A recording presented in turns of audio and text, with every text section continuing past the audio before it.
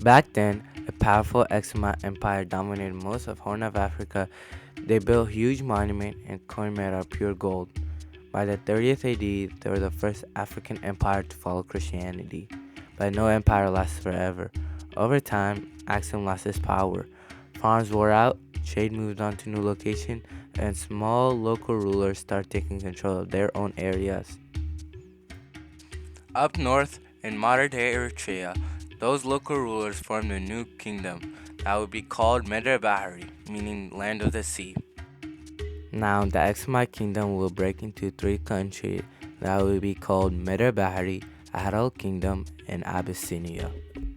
Now, we be focusing on Medri Bahri.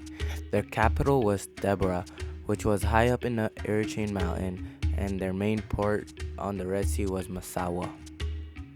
Also, the mountains protect them from enemies and made the air cool, which was great for farming teff, barley, and wheat. People as well raised animals for trading. They traded salt, gold, and cloth across Africa and Arabia. The ruler of Medra Bahri was called Bahar Negesh, which means Lord of the Sea. At first, Bahar Negesh was supposed to follow order from the Ethiopian Empire, but when Aksum collapsed, they started running their own things. Agriculture, land, and trade were controlled by the king, with some help of local nobles and villager leaders.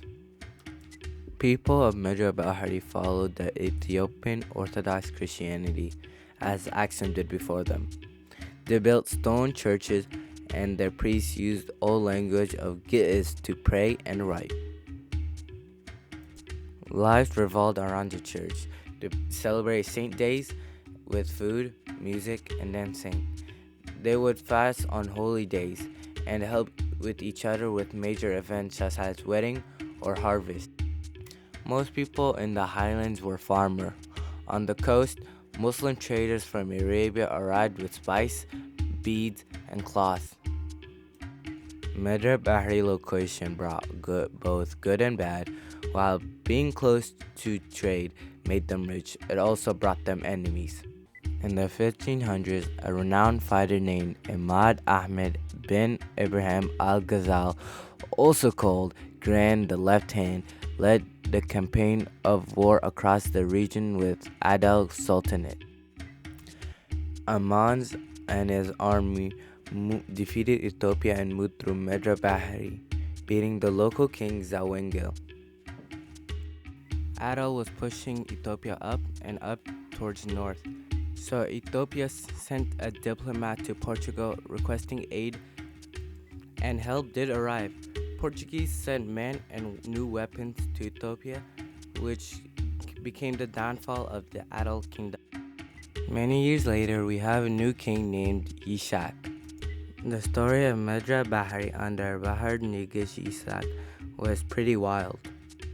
At first, Ishak was allied with the Ethiopian Empire to fight off the Ottoman Empire, which was great at first, but later Ishak insulted the Emperor of Ethiopia and decided to switch sides with the Ottoman Empire, giving them their fort, getting their weapon, and fighting his previous ally.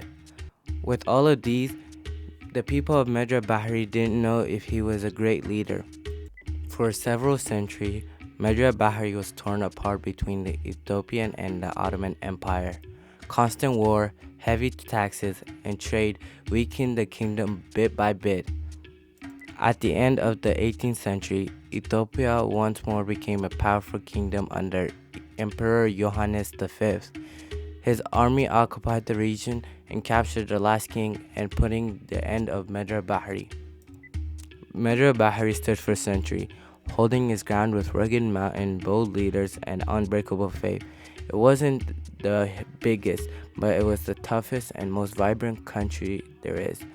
The way the people pushed through those hard times still linger.